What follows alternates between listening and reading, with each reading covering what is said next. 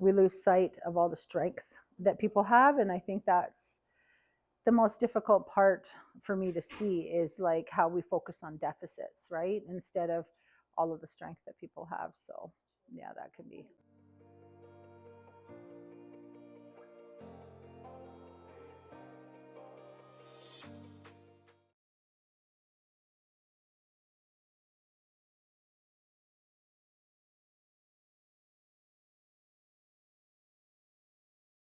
Heavy user, like even just our language that the language that we use. So, like heavy users of service, or, you know, just the negative language that we put towards people who are struggling. And it's almost like they feel like they got to fix us because we're broken, but we're not broken. It's the system that we're trying to navigate that's broken. And so that's where I'm beginning to see a lot of the struggles, is even as someone walking beside somebody in their recovery journey, which I call wellness journey, because it's continuous, right? It never ends. And even when I'm walking beside them and trying to help them navigate, the silos in the system, it's just really difficult for me to remain hopeful for them, because there's so much that gets in the way of getting them to where they need to be, right? Yeah, I think the barriers in which we're trying to break through is just having that lived experience voice at all levels of government, right? And actually, how much more data do we need? That's the part I struggle with, right? It's like we've collected so much data. I don't think we need any more data. What we need is change. We actually need to see you actually do what you say you're going to do. And that brings tears to my eyes, right? Because it's, if a person didn't have to navigate, we didn't create so many barriers for people, they could find their way to wellness so much quicker. But we have waiting lists, and we have places where there's limited space. There's a lot of violence that happens in the shelters, so people would rather sleep outside.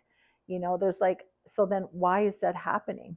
Why is that happening, and why are we not trying to change it, right? Like, so I like sometimes I think it moves too slow, right? You know, I just I would like to actually just see things start to be put in place. Like, I'm hopeful because I've seen Homeward Trust, open up 5 new homes. So it brings me hope, that our community is trying to move forward. I think we have a very forward thinking community.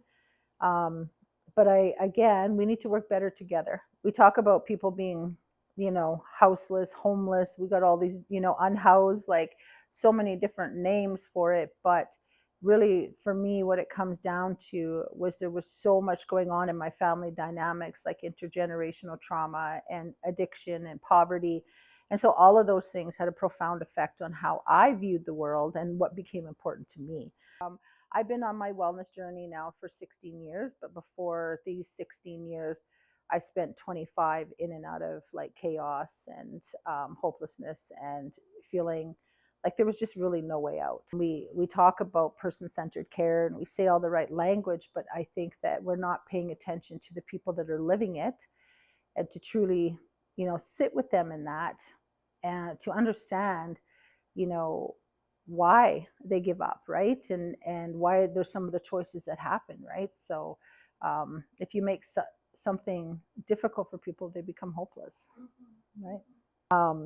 I sit with the People with Lived Experience Committee, and I really try to bring knowledge to that table in a kind way, because I could speak with anger. I could, right? Because I could pass blame, but that doesn't fix anything, right?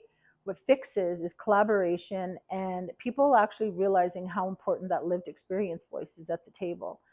And so I'm honored when I'm invited to a table. But I also say, why am I here? Like, why do you want me here? What do you want me to do?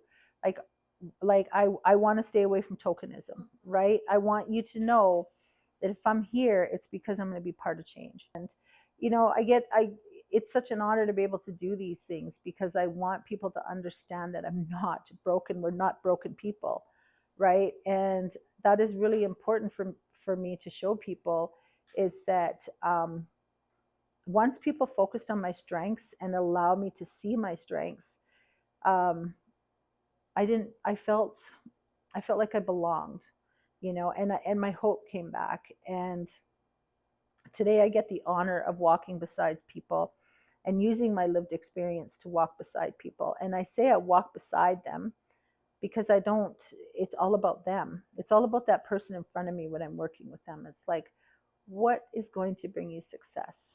What brings you joy? What brings you laughter? And I've had so many beautiful people I've met along the way and been able to walk beside them in their wellness journey. And I help them to shift their language from deficit to strength.